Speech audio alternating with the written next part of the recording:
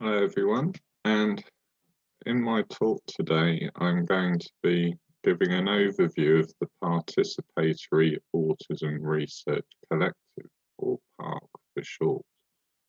And PARC is one of the networks or groups, organisations that have been supporting this conference. We're very proud to do so.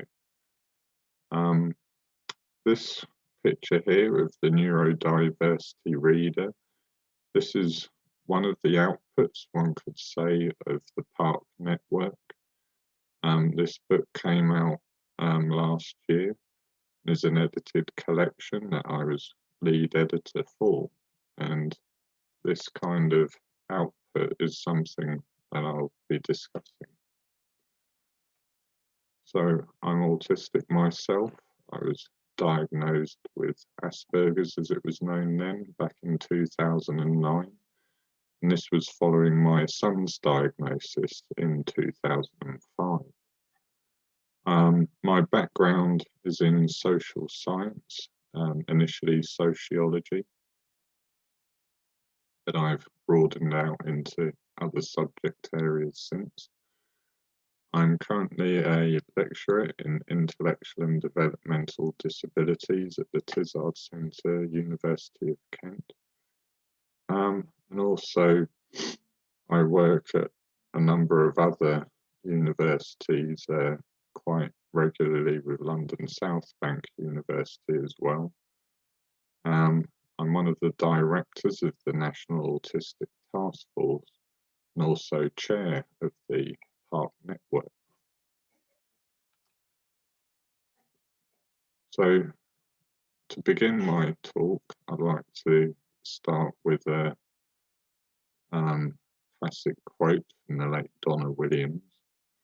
Right from the start, from the time someone came up with the word autism, the condition has been judged from the outside by its appearances, and not from the inside according to how it is experienced. And for me, participatory research is not a set kind of method or guidelines, but encompasses a range of theoretical and methodological approaches, more of an ethos than a set method as such, with the main objective of ceding power from the researcher to research participants, who are often community members or community-based organisations. In participatory research, participants have control over the research agenda, the process and actions taken. Most importantly, people themselves are the ones who analyse and reflect on the information generated in order to obtain the findings and conclusions of the research process. So the PARC network was set up to bring autistic people, including scholars and activists, together with early career researchers and practitioners who work with autistic people. The first meeting was held back in April 2015 and consisted of 5 people in a room at the time. And it's expanded quite a bit since, and that I'll be going on to. But our aim was initially to start building a community network where those who wish to see more significant involvement of autistic people in autism research could share knowledge and expertise. And this group was not just for established researchers or those even pursuing a research career. And the objectives of PARC were set out to address the isolation felt by many autistic researchers, to ensure that research carried out by autistic people could be found and used, to raise the reputation of participatory research methods within the field, and to critically comment on autism research which did not empower autistic people. And in order to achieve these objectives, it was suggested that PARC should encourage autistic people starting out in research, provide peer feedback on research and support accessing funding, and to hold meetings and events, or to partner organisations to hold events such as this one. The biggest problem over the last few years, I would say, in reaching these objectives, I would say, is support with accessing funding. This has proved rather difficult without partnering non-autistic led organisations or more established researchers and expertise of applying for funding for research and so on. But a collective effort has, I would say, improved one's chances and has led to some projects that have been funded and run.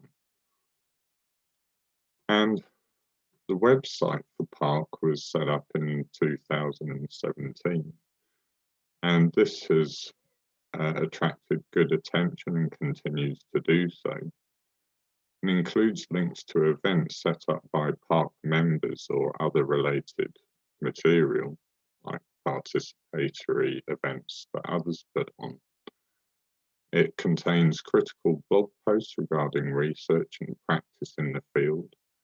We've held in-person events in London, Birmingham, Sheffield, Nottingham, Glasgow and Kent with a wide range of contributors, and more recently have turned more to online events during the COVID pandemic, and building international connections with autistic-led groups and researchers from around the world.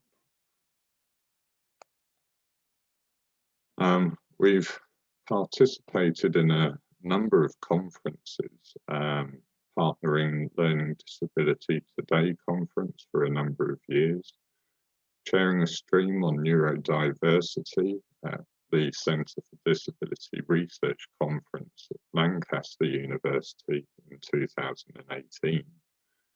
And also in 2018, we held a PARC Fringe event partnering Scottish Autism's 50th anniversary conference.